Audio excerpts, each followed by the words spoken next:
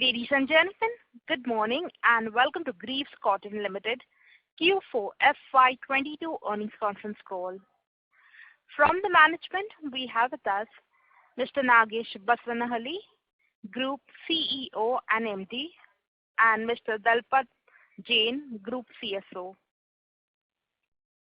As a reminder, all participant lines will be in the listen-only mode, and there will be an opportunity for you to ask questions after the opening remarks are concluded. Should you need assistance during the conference call, please signal an operator by pressing star then 0 on your touch-tone phone.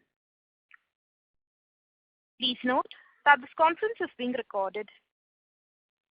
I now hand the conference over to Mr. Nagesh Baswanahalli, Group CEO and MD of Greaves Cotton Limited. Thank you, and over to you, sir. Thank you. Good morning, everybody. I hope you're all staying well and staying safe. I welcome you all to Greaves Cotton Q4 earnings conference call. Let me begin by giving an overview of the business, and our CFO, Mr. Dalpat Jain, will take you through the financials of the quarter. FY22 has been a pivotal year for us for many reasons. In no particular order, it's been the turnaround in our EV segment, where the team has done a remarkable story in terms of building the EV line of business, right? And building that to one of the top players in the EV industry. This is a clear outcome of our product diversification strategy. In addition to that, I would like to reiterate that the non-auto engine segment and the retail segments have also bounced back and reaching pre-COVID levels.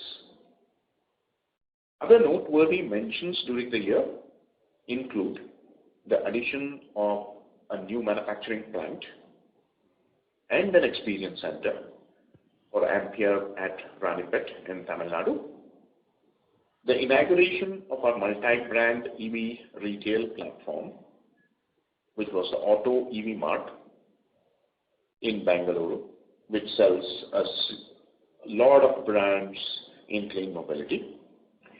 These initiatives have consolidated our position in the EV segment from an ecosystem standpoint, where we offer vehicles, spares, service, financing for the entire EV ecosystem.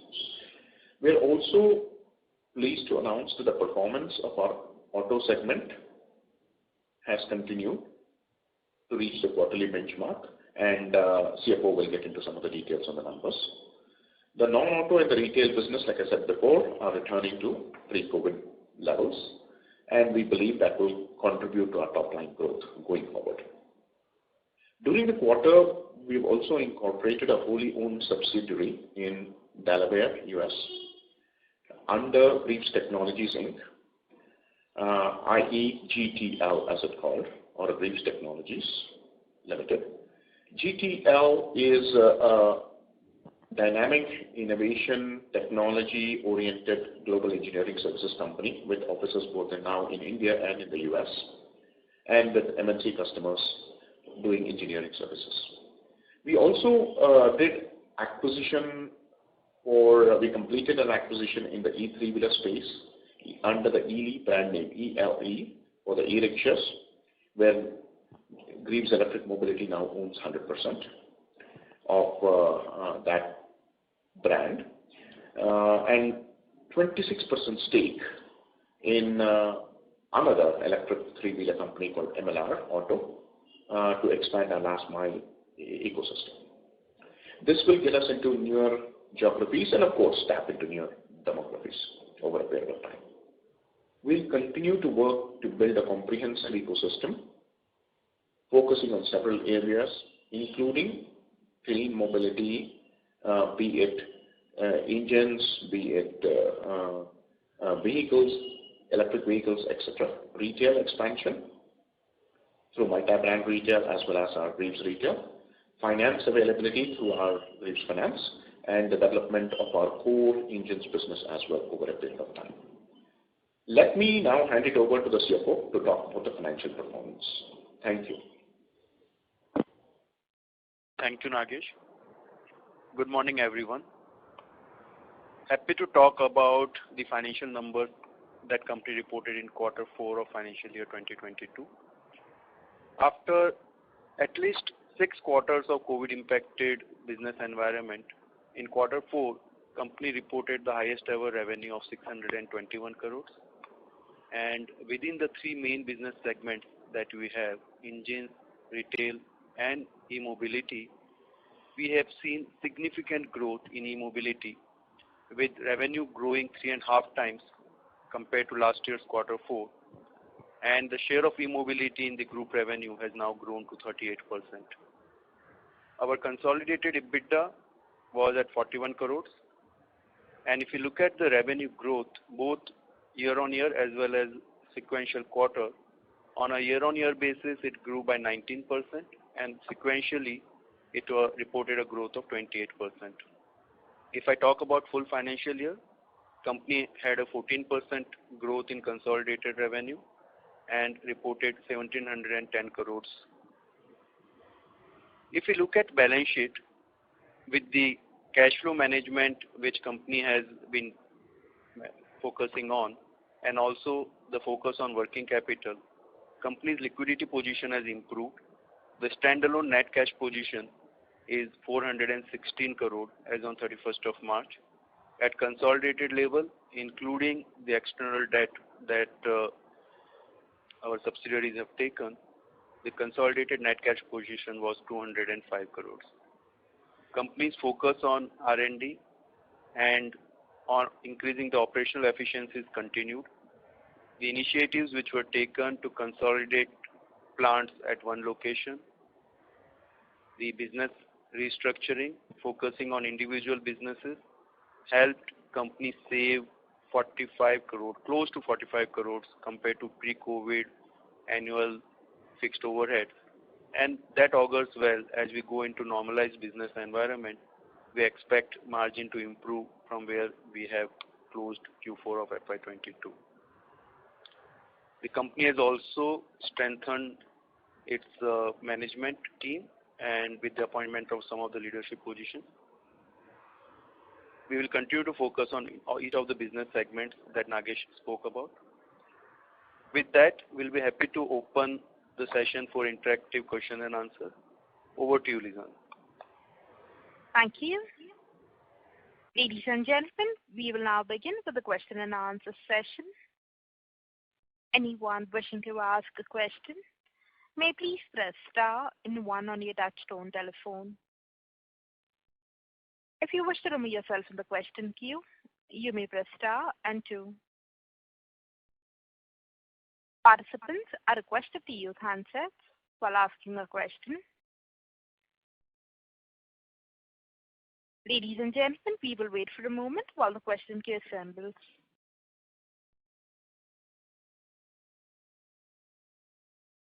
The first question is from the line of Ashutosh Tiwari from Equal Securities. Please go ahead. Yeah, sir. Congrats on good set of numbers.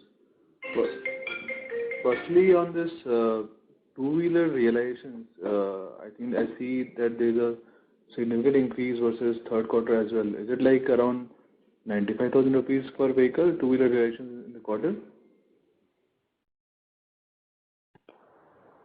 So Ashutosh, let me take this question. If you look at the share of city speed or high speed portfolio in our e-mobility, that has now grown to 73%, and also share of three-wheelers in the overall volume has increased. So as a combination, the per vehicle realization, you are right, is now close to 95,000 rupees, which is combination of both two-wheelers and three-wheelers. If I look at standalone two-wheelers, it is close to 80,000 rupees. Sorry, how much is it for standalone two-wheelers?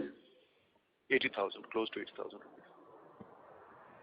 80,000 will not work out to, because I think this quarter we have seen a fall in two-wheeler, three-wheeler volumes quarter on quarter.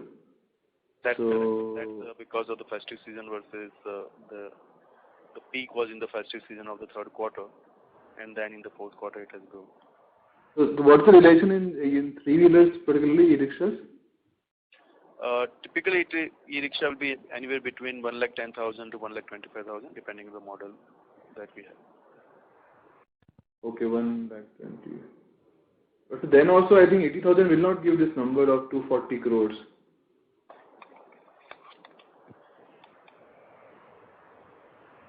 So 240 is both combination of two-wheelers and three-wheelers.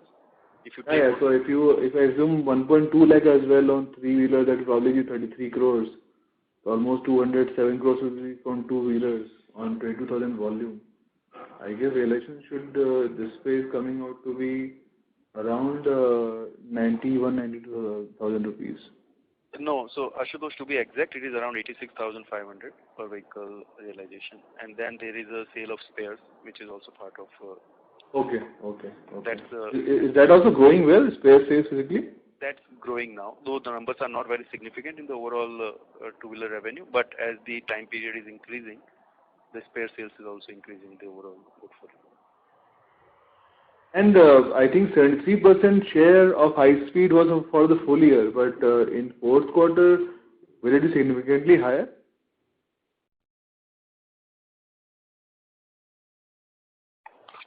In the fourth quarter, the same share was around close to 80%. Okay. And one more thing, if I look at this Concall balance sheet, there is other financial assets of 154 crores.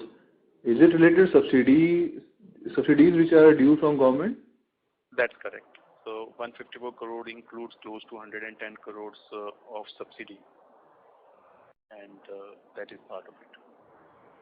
And generally, how much time it takes for government to give subsidies, like say payment? Normal cycle, it's between 90 to 120 days, but there were certain, and this all goes through through a portal. In the quarter 4, there were certain technical hitches where government was also upgrading the portal. So number of days were more as at the 31st of March. But in a normal cycle, between 90 to 120 days is the FAME subsidy collection cycle.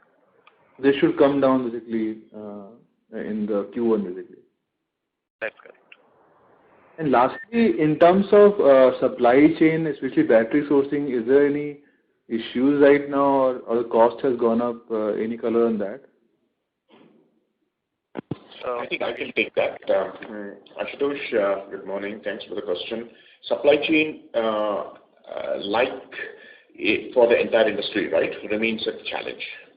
Our supply chain team, fully aided by the Greaves Cotton supply chain expertise, has been working with our suppliers who are localized, plus the source itself outside the country. For example, you asked a special question on battery cells, right?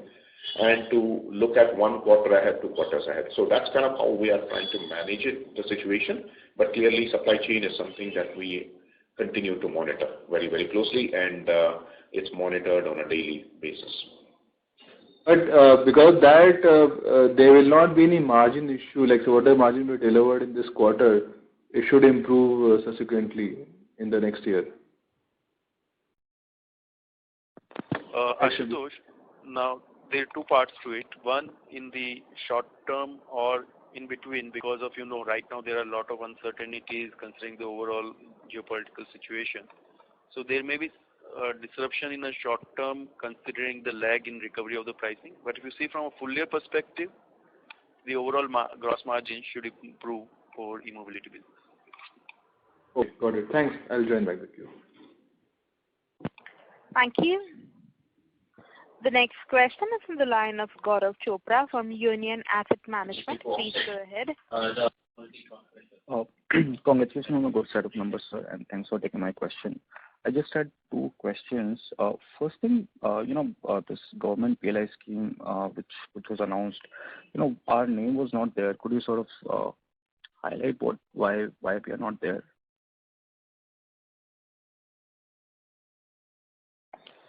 So Gaurav, there are 2 parts of the PLI scheme. One which was at the OEM level, where there were 2 criteria. Either the group revenue should be more than 10,000 crore, or you should have startup in the last financial year.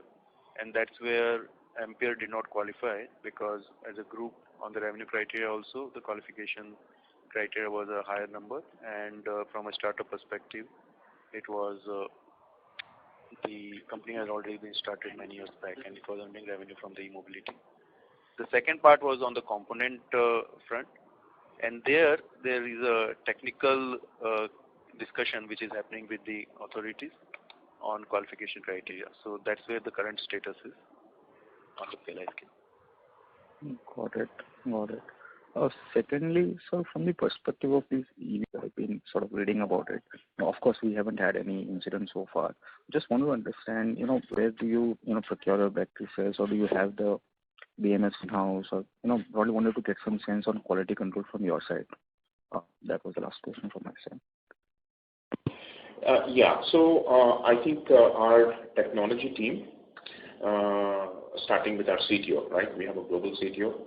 Obviously, safety is of paramount importance, and validation and focusing of the vehicle from the entire level, from the cell quality all the way to battery pack design to, like you're saying, BMS, right, are all things that the engineering teams are working on. Point number one. Point number two, keep in mind we have been very fortunate. We have more than 130,000 plus customers working with them over several years. In fact, Ampere is a 13-year-old company now.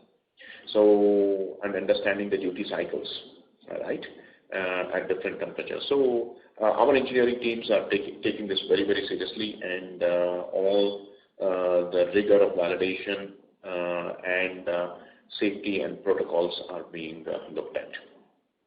Thank you. So is it is the BMS being sort of taken care of in the by Ampere in-house, by the in-house team, or it is outsourced? It's a combination. We have capability in-house, plus we work with strategic supplier partners who give us the BMS, right? So we do both. Got it. Thanks. Thank you. The next question is from the line of Dhananjay Mishra from Sunidhi Securities and Finance Limited. Please go ahead. Yes, sir. Just to follow up on last question. So, have you seen any impact on? Sorry to interrupt, Mr. Mishra. We are not able to hear you clearly. Yeah, can you hear me right now? Sir, your voice is breaking up. Can you use the handset mode while speaking and not the speakerphone?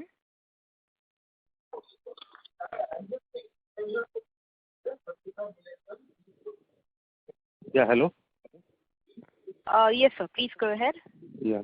So just wanted to check after the fire incident happened. So have we seen any impact on in booking inquiry of late in last 2 months in our case also? So in general, demand has held up. I mean, as evidenced by our 25,000 plus sales in the last quarter, right? Point number one. Point number two, yes, there have been customer questions, customer education, customer discussion. So we are working with our sales partners, our dealer partners, and a comprehensive training, awareness, education, right, is in process. But no, we are not seeing any significant change as of now. And you said this 110 crore subsidy is outstanding from government. So how much subsidy we have received in FY22 full year? So Dhananjay, in the FY22, the total subsidy that we have received in cash was close to 60 crores. As you know, the high-speed share started increasing from the October onwards, and subsidy is eligible on the high-speed vehicles. So out of the total 170 or 180 crores, close to 60 crore was collected during the year. And lastly, where are we in terms of stake sale in Ampere, in terms of raising funds? Sorry, your last question was not clear. So in stake sale in Ampere, when is going to happen? Any development on that? Right now, process is on, and as we had spoken in the last quarter's Concall, we expect the process to get completed by Q2 of this financial year. So okay. The progress is being made accordingly. And the only other thing I'll add is there is strong interest and that interest continues, and I think let the process play itself out. We will announce as and when we are ready. Okay, that's all. All the way. Thank you. The next question is from the line of Amin Pirani from JP Morgan. Please go ahead. Yes. Hi. Thanks for the opportunity and congratulations on achieving the profitability on the EV business. My first question was on the EV gross margin. So can you help us understand that the improvement in profitability that you have seen, how much is operating leverage driven and how much is gross margin driven, and hence what is the kind of outlook given what we're seeing in the global side on commodities as well as on supplies on the cell side?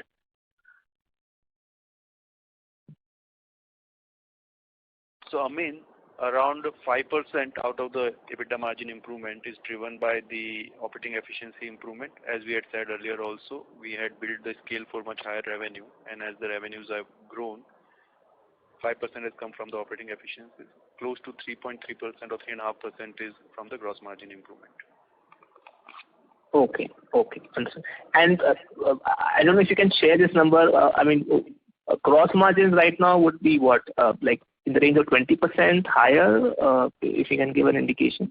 It's between early to mid-20s in that range. Okay. And actually those numbers we have in our consolidated minus standalone financials. Okay. Great. Thank you. Second question was, on the cost inflation on the non-raw material side, because the commodity inflation is, I think, well understood. But I think we are seeing inflation across the board on employee, at least in the economy. I don't know, if we are seeing that in your company, as well as, other expenses. There has been, worries around power cuts and power costs going up. So can you give us some, indication as to how things are looking for you and how you are managing that inflation going forward?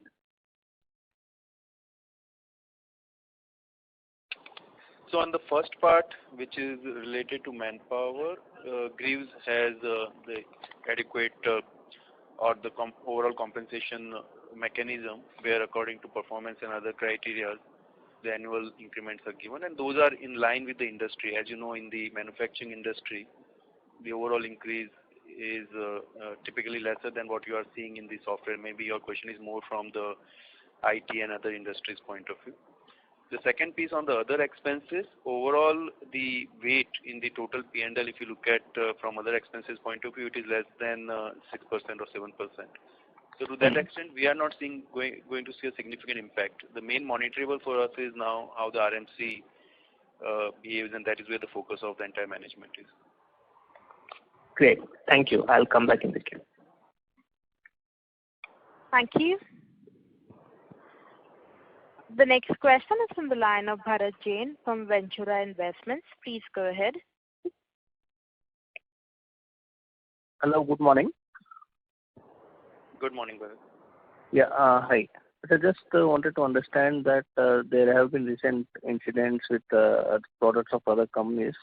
Do we have any such complaints on our product line, and what are the steps taken to ensure that we get a good product for a customer? I thought we answered this question earlier.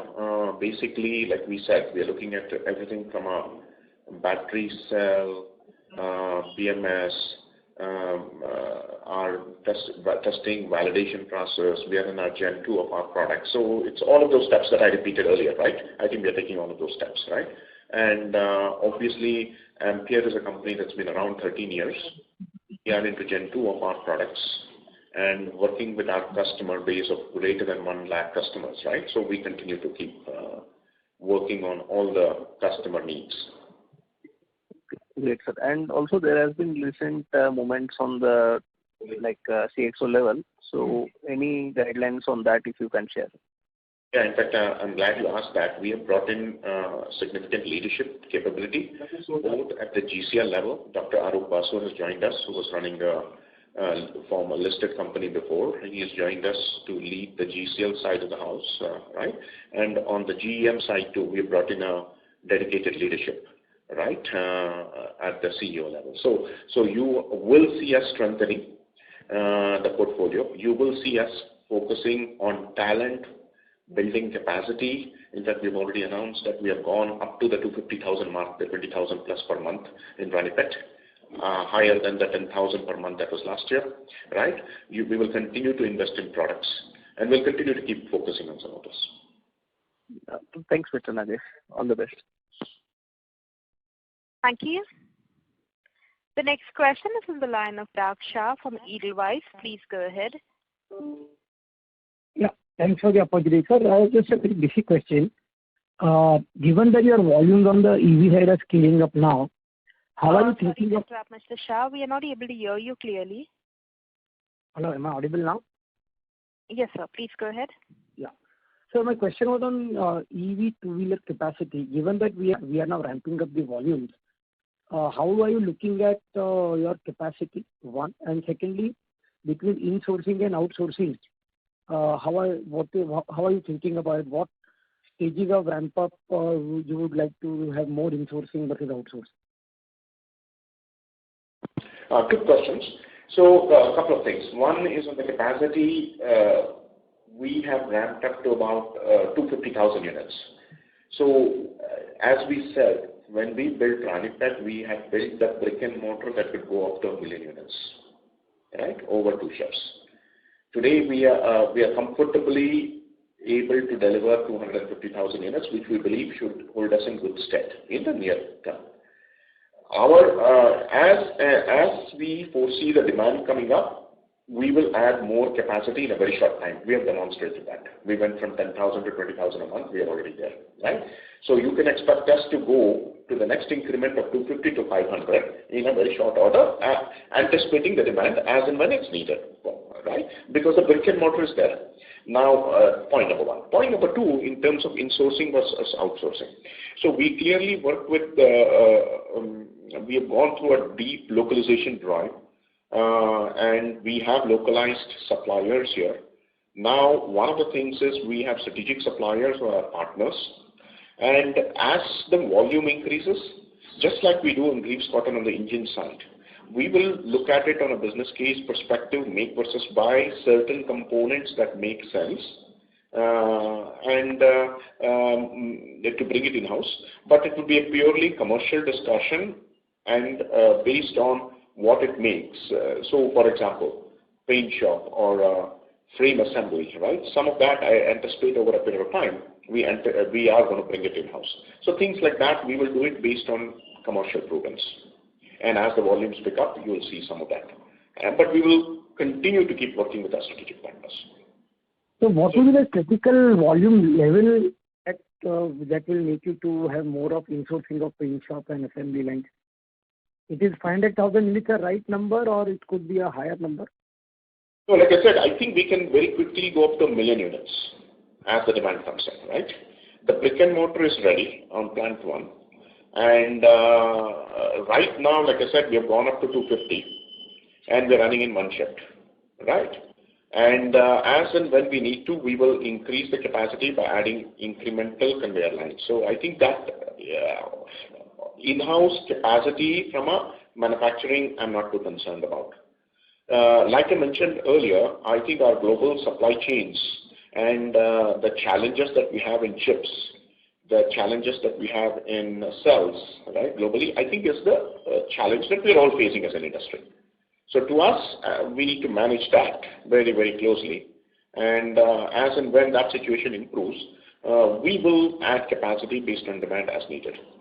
That won't be a constraint. Yeah, thank you very much. The second question was on the engine side. On the non-automotive engines, if you can add some color, how should we look at the growth from here on?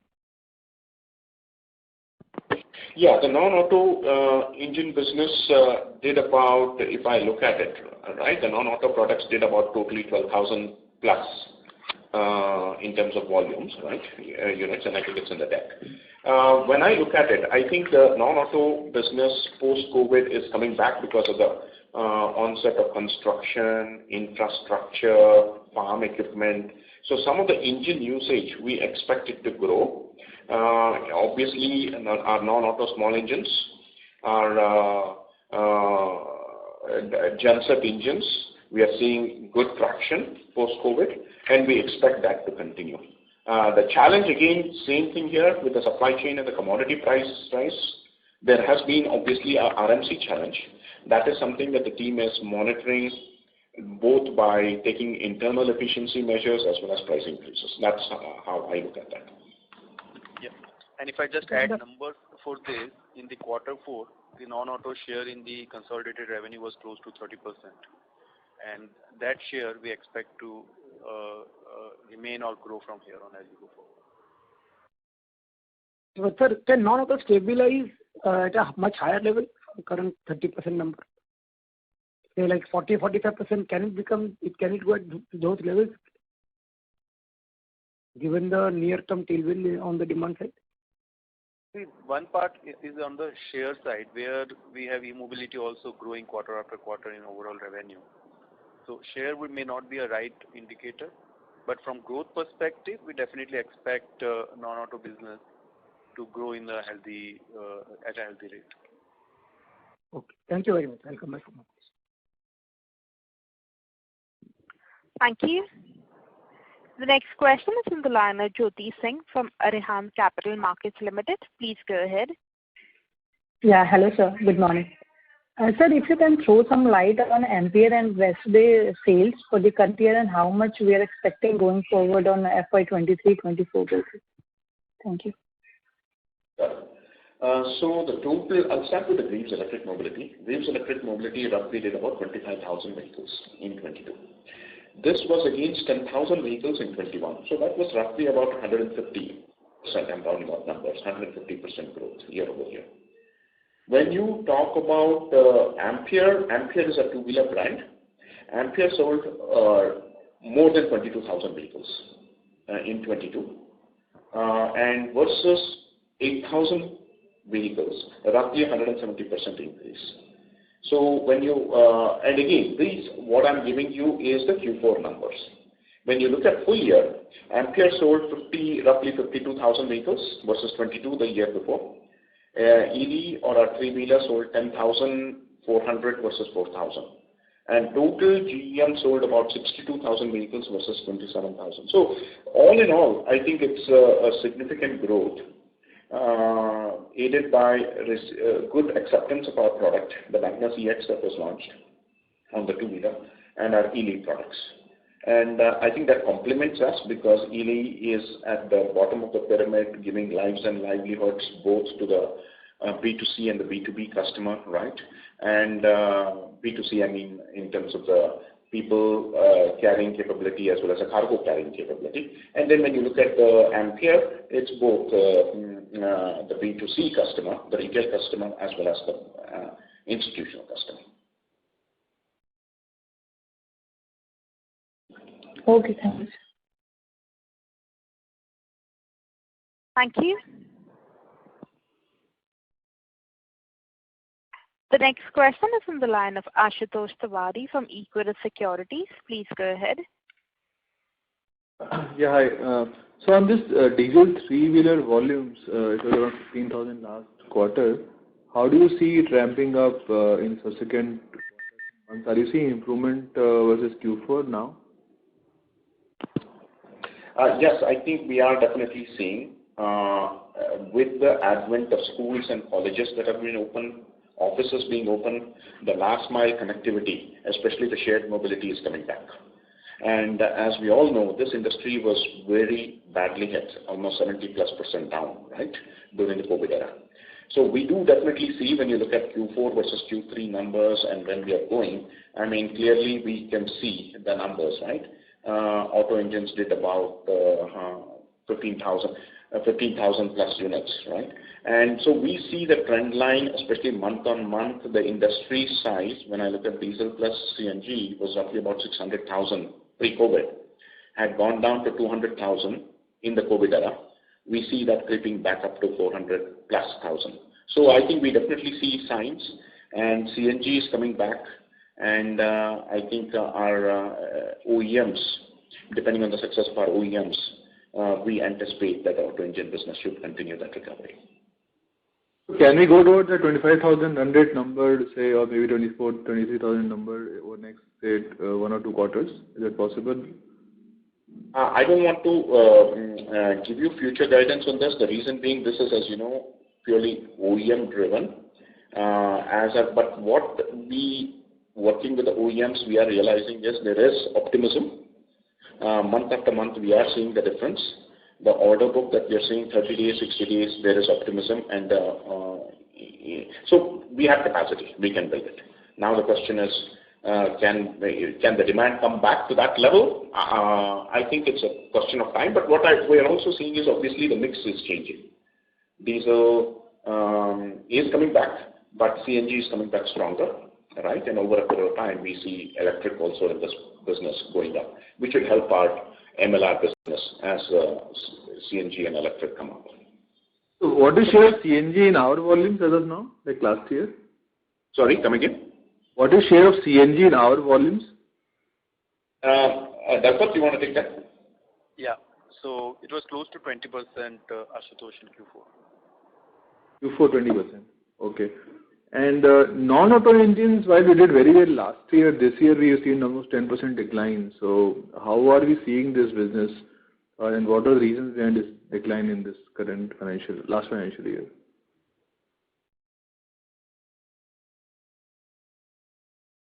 So Ashutosh, in the FY22, the two segments which contributes the volume for non-auto engine. So there are three parts of our overall non-auto business. One is the light equipment which goes for farm equipment business, and then the power gensets which have high value, and that's where in the overall revenue, once every unit contributes a higher revenue, and then there are small engines which gets used for purposes in the industrial places and also in the small locations. There we saw a little bit of, we can say, weaker market situation. But in the overall broader scheme of things, we expect these volumes to come back, and that should not be a problem. There is no fundamental shift. It is only a timing gap which we saw between last year and this year. Last year, the lockdown being of a longer period, the growth was mainly in the third and fourth quarter. This year, the volumes were also in second, third, and fourth quarter. So overall, on a full year basis, if you look at it, yes, there is a 10% reduction, but we don't expect it to remain at that level on a permanent basis. The volume should go back towards where it has been in the pre-COVID period. So you mean to say this is maybe small engine used in industrials where the demand is particularly weak? Exactly. So these are basically small engines used for the purpose of marine, for the purpose of some of the industrial purposes. And that's where we saw the quarterly spread being different than what it was in FY21, considering the overall COVID situation. On a long-term basis, we don't see a permanent reset in the volumes. And the agri-related products that they supply, are we seeing some pickup over the last 2-3 months? Because this is again a market which is not doing well. So is there an improvement over the last 2-3 months in that? So here the main issue was, so there are two parts. One is related to overall industry, and there the pickup is going to be more driven by the cycle. The second piece, which was specific to Greaves, was the product that was earlier being imported from China, and we have now localized it. The new product is being registered with various government authorities. As you know, farm equipments have subsidy elements, and the product needs to be registered within various state governments. So many of the state governments, it has got the permission and registration. Some are still pending, and that is where that part is a temporary or a short-term factor in the volume. And lastly, on this electric two-wheeler, is Magnus EX now our largest selling product? Yes, that is correct. On the two-wheeler, yes. Okay, so people are preferring that long range rather than lower range. So compared to Magnus, basically, EX is doing better basically now. Yeah. So ready to pay that higher premium for that range. Yeah, EX is doing well, but keep in mind though, as part of our strategy, we were very clear. We operate at the lower end as well as we operate in the what we call the city speed. It's our hypothesis that it's in the city speed that a lot of customers prefer, and of course with the FAME2 subsidy and the petrol prices going up, right? The unit economics are very favorable. Hence, there is a lot of pull for that product. Okay, thank you. Thank you. The next question is from the line of Sonal Gupta from L&T Mutual Fund. Please go ahead. Yeah, hi. Good morning and thanks for taking my question. Just continuing on the non-auto, the farm, the light equipment, I mean, is that largely power tillers or is there some other equipment? These are mainly pump sets and power tillers. And just in terms of on the EV side, could you sort of indicate what sort of price increases have you've been able to put through in terms of given the commodity cost pressures, and I mean we understand that battery prices, etc., and all these things are going up. So Nagesh, would you take the pricing part? Sonal, before that, if you look at the realization increase, and when we were talking about in the earlier question, the per unit realization, if on a full year basis, has gone up from 60,000 to close to 81,000, and for the quarter 4 towards 86,000. That's a combination of increase in share from a slow speed to city speed and high speed, and with the increase of our higher end model, Magna CX. Within that, at the price increase part, it has been corresponding to the inflation that we saw, though there has been time lag, maybe of a month or 2 months, but the team has been able to get the price increase corresponding to what we saw as an inflation in the commodity price increases. Maybe Nagesh, you want to add more on it? Yeah, Dalpat, I can just add to that. So overall, I think, like Dalpat said, we have been very conscious that at this segment, with our price value proposition, we continue to look at the market, and we have taken price increases appropriately. We have taken price increases because the commodity prices have gone up. But when you also look at our history, and that's one of the things I'll leave you with, our average ASP has gone from the traditional 30,000+ rupees a couple of years ago, where we were traditionally playing, to now, like the CFO was saying, about 86,000, 87,000 rupees, right? So I think we've continuously believed in understanding the consumer, adding the value that the customer cares for or customer wants, and taking price appropriately, right? In fact, on a like-to-like basis, our model is slightly more expensive than probably the top 2-3 competitors in that space. I'm talking about like-to-like model, like a city speed to city speed. Yeah. Got it, sir. So basically, to understand, I mean, you have been able to pass on the increased supply chain costs, I mean, primarily on battery and some of these sides to the consumer. Yes. And just in terms of, I mean, like a broader question in terms of what would be your key objective in terms of next year for FY23 growth on the EV side? I mean, what are the key milestones you're looking to achieve here? So clearly, like we've said, obviously we've taken up the capacity to 50,000 units, right? We have the Magna CX that's doing well, and we continue to keep investing on new products at the appropriate time. We'll talk about it, right? So investing in plant capacity, investing in the people, investing in products, new products and technology, right? And gaining market share or gaining a scale, because this is a scale-driven business, and also working on the customer centricity, right? I think those will be the priorities for this year. And clearly, right now we are in an investment phase. This is a growing business. We do see the traction coming in, and we will continue to focus on that, both in the two-wheeler and in the three-wheeler side. Right. And this last question, I mean, like on the E3-wheelers, I mean, what portion would now be still lead acid? E3-wheeler on the lower end, e-rickshaw, it's still the majority, by the way, right? It's also moving towards lithium. As we move towards the L5 category, so the L3 category, which is the e-rickshaw category, is still in our case lead acid, but I expect over a period of time that is beginning to move. We're already seeing early signs of lithium. Keep in mind that's a very price sensitive segment, because like I said, it's lives and livelihoods. People take that and earn livelihood out of that, right?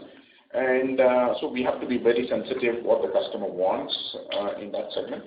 And on the L5 segment, which is a typical auto, which is the electric auto, there I see it's moving very heavily towards lithium. Got it. No, so I was just, because your presentation shows 10% share of lead acid, so I'm just trying to understand, like, is like that's only two-wheeler side.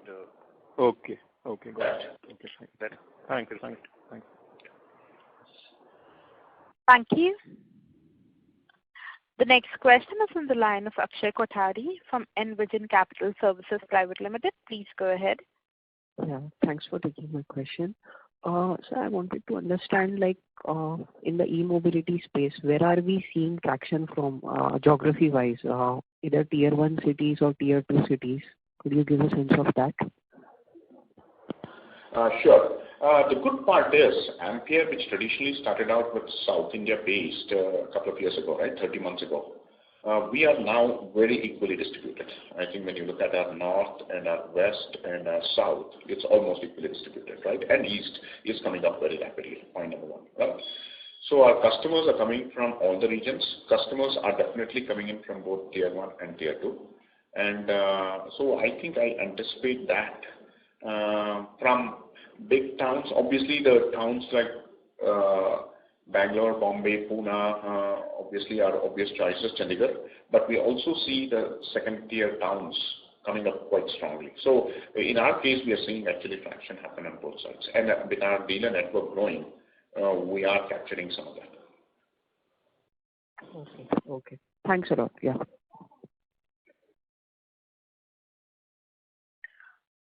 Thank you. The next question is on the line of Yashwant, a retail investor. Please go ahead. Yeah, hi. Good morning, Nagesh and Dalpit. So I have a couple of questions. One is with respect to the models that we are planning for the coming future. So that is first question. And the second question is with respect to after sales income. So name it like a service or otherwise a spares. So how much as a percentage do we see on an overall revenue? So I'll answer the first question, and maybe Dalpat, you can take the second question. So in terms of the overall, Dalpat, you want to take the second question after sales as a percent of the revenue? Sure. So Yashwant, as you know, if you look at our overall volumes, they have been growing in last couple of years, and most of the vehicles are in the initial period. So right now, the income towards spares and services is in early single digit as a percentage of the overall Ampere revenue. But as we look at the future, and if you go by the trends, what has been in the ICE industry, maybe in electric mobility, we will not see those kind of percentages considering the moving parts are lesser, but still we expect in our business plan that number to be close in the early double digit.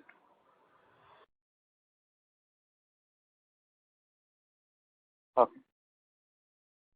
Nagesh, on the new models.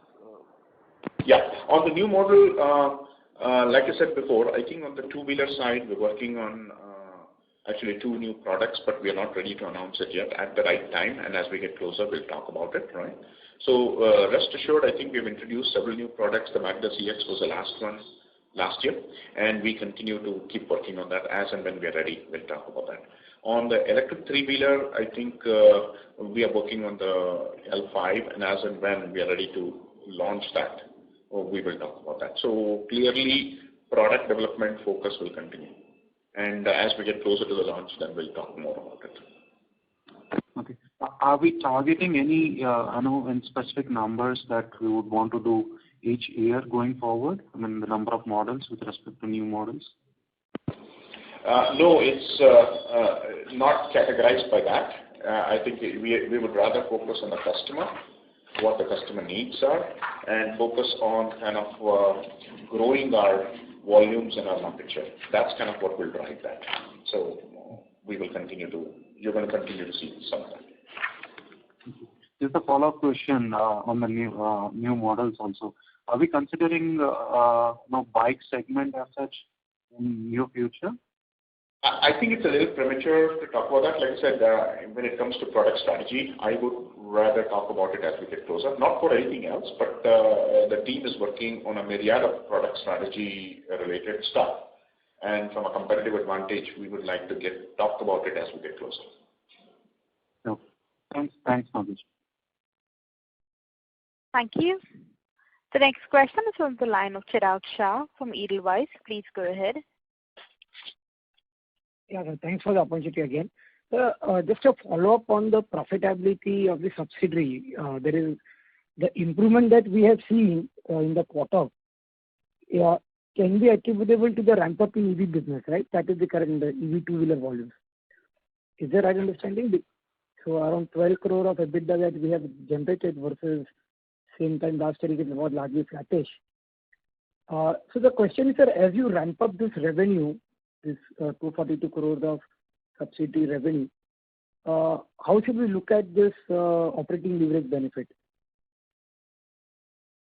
So Chirag, I'll start and maybe Nagesh can talk on a broader part. But company's focus, as we have spoken in several of the last few quarters calls also, profitability, and Greaves has been talking about it, that we don't want to burn too much of money. But at the same time, our focus will remain on also continuing the market leadership and being in the top 4 or 5.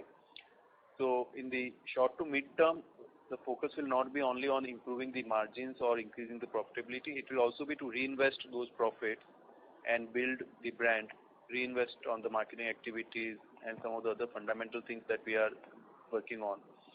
So from margin point of view, yes, this quarter we have seen close to 11 crore in the e-mobility business, as you saw from our financial results, the EBITDA, and that was a result of operating efficiency and also the gross margin improvement. But going forward, company will also do investment in the marketing activities. Okay. So directionally, the operating leverage that we generally look at, you have still not hit the sweet spot to focus on operating leverage. That is the right way to look at it. The reinvestment will be reasonably high. Leverage from a fixed expenses point of view is there, and that is kicking in, and we are going to continue building on that. But on the expenses which are going to drive the revenue, that is where we will continue to invest. That's an area where we have to do a lot more as we go forward. And so what are the areas that you are looking to invest? If you can just broadly indicate. Yeah, I can take that. So clearly, one area would be the manufacturing capacity, and which we continue to grow. Like I said, going to 250,000. One is the localization and working with our suppliers and bringing better new products, right? So product technology would be the second. Third, and probably most important, would be the talent. Right? We continue to keep adding talent both from India and global, and building a strong team of professionals who have not only got us here, but also will take us to the next level. So we will continue to invest on all of this and keep investing in the GEM, Greaves Electric Mobility business as we go. Thank you. The next question is from the line of Aditya Joshi from Alchemy Capital Management Private Limited. Please go ahead. Good morning, sir. Thanks a lot for your time and congrats on a good set of numbers. So my question is with respect to the dealer network. Where it is right now, and where do you expect this by the end of year in mobility space, two-wheeler? Yeah, I can take that. At an overall level, we are over 600. And let me explain that. That includes the two-wheeler network, right, under the brand name of Ampere, which are Ampere exclusive, plus the EV network, which is the Electra, plus the Greaves retail network, that is the multi-brand, right? And we'll continue to keep adding that. Every month we are continuing to add. The good part is we're getting a lot of interest from dealer partners across the country. Point number one. And so that will continue. And we will add. We are very cognizant of two things. We want to make sure our dealer partners are viable, are successful. Hence, we will add as and when the demand in that particular city exceeds, right? Point number one. Point number two, in some cases, what we are doing is we are taking existing dealers whom we are very grateful because they've been with us from day one, but they may not have the bandwidth to grow to the next level. So they, along with a local partner, right? How do we expand together? So we are using various strategies, especially on a two-wheeler side, to grow it, either through the exclusive Ampere network or through the multi-brand Greaves retail network. So that's one thing. And MLR through the three-wheeler network is just beginning to ramp up. From almost nothing, we are growing to 50 plus now, and it will continue to. So you will see us ramp up on two-wheeler Ampere, e-rickshaw, ELE, and on the three-wheeler MLR product. On all the three, you will see the network growing across.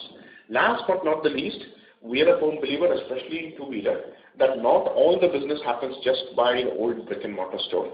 It's a digital showroom, meaning our experience is showing that the customer is almost doing 50-60% plus of the work online before and doing the research. So how do we also have access to the online or what we call the digital, the physical plus the digital stores, right? Is I think also the focus kind of everywhere. We believe this business will need a combination of both to make it successful. Got it. Yeah. And the second question is with respect to your recently announced tie-up with Bounce Infinity. So can you please explain the tie-up in detail and any financials you spend that? Yeah, at a high level I can cover in the interest of time. So we have been very clear from day one that in some of this faster moving technology areas, whether it was fast charging or battery swapping, especially in the case of battery swapping where it could be asset heavy, that we would go with partners, right? So we've been working with a series of partners, both of those companies that you talked about, right? And our products, as you know, we were one of the few people who had a removable battery in the first place. From an innovation standpoint. Now, battery swapping is a logical next step, and we are obviously willing to offer that to customers who want that, right? So you will see us more and more working with partners like that in certain areas where we may not want to take on the investment ourselves, right, from an asset standpoint, right? So I think you'll continue to see that. So for us, it's a strategic way of making sure that our B2B or B2C customer, if that's what they want, we'll deliver it to our partners. Got it, sir. So the capital will be invested by Bounce and not us, correct? It could be individual, yes. Our model is it could be a combination, but let us see how it develops. Yeah, a lot of discussions underway. But yes, our principle is in some of these areas we would not be capital heavy. Let's put it that way. Okay. Okay. And this would be for both two-wheelers and three-wheelers, yeah, ultimately for both. Yeah, it will probably start with two-wheelers first. Okay, sir. So thank you so much for your time and all the best. Thank you. The next question is from the line of the Seth from Buoyant Capital. Please go ahead. Hi, good morning. I hope I'm audible. Yes, sir.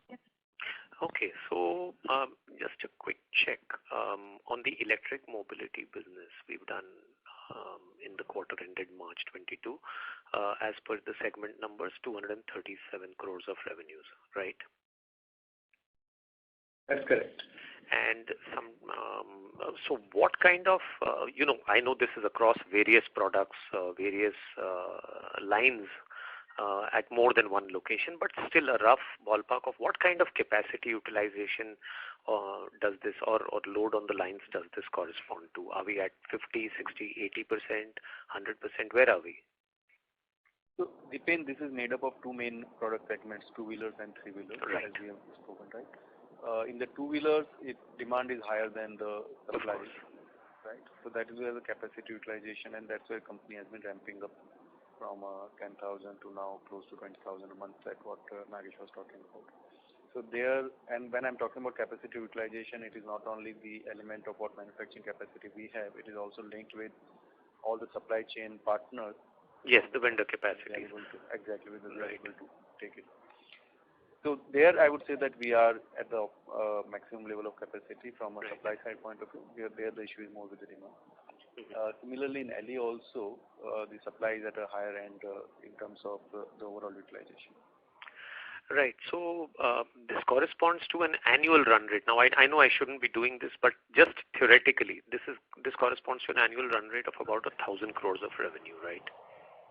And earlier in the call, somebody mentioned that the simplest way to look at the EV business is to just look at Concall minus standalone. And when I do Concall minus standalone on your balance sheet numbers, okay, the net block which I would assign to the EV business is just about 40-45 crores. I think it's about 40 crores if I just take the difference of the two net block numbers. So you mean to tell me you can run 1,000 crore EV business with a 40 crore net block in the EV business? Yeah, so there are two parts there. One, as you know, this was an inorganic acquisition in 2018, and close to 200 crores were paid, which, as you know, in consolidation gets eliminated. And as part of that, there was a lot of R&D and machinery, technology, etc., which had come as part of that. Yes, so a lot of IPR which was capitalized on the balance sheet, which doesn't figure in net block. But I'm just looking at it from a manufacturing perspective. No, there's a second part also. Okay. The second part is related to Ranipet plant, which was, as you know, the Greaves had that, and Greaves had sold it to GMPL. So when you are doing standalone minus, console minus standalone, this transaction also gets eliminated into intercompany.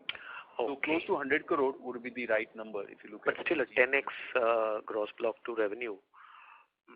So after all, how much of value add can you achieve by being that intensive in manufacturing? Well, that is where there is a lot of new investment, as you were talking in the earlier call, right, which is going to go into expansion of capacities, bringing some of the strategic parts in-house, and that's where the investment is being planned as we go forward. So that investment piece for the e-mobility will continue. I understand. Now that makes sense. Thank you, sir. Yeah. Thank you, Bipin. Lizanne, we can close the call with this. Maybe we can hand over to Nagesh for closing remarks. Sure, sir. Mr. Basan Mahali, can you give your closing remarks? Yeah. Thank you. Thank you all for your continued interest. And would like to thank each one of you. And, in case you have additional queries, you can always reach our teams. Thank you so much. Have a great day. Thank you. Thank you, ladies and gentlemen. On behalf of Greaves Cotton Limited, we thank you once again. Stay safe. With that, we conclude this investor call. Thank you for joining us. And you may now disconnect your lines. Thank you.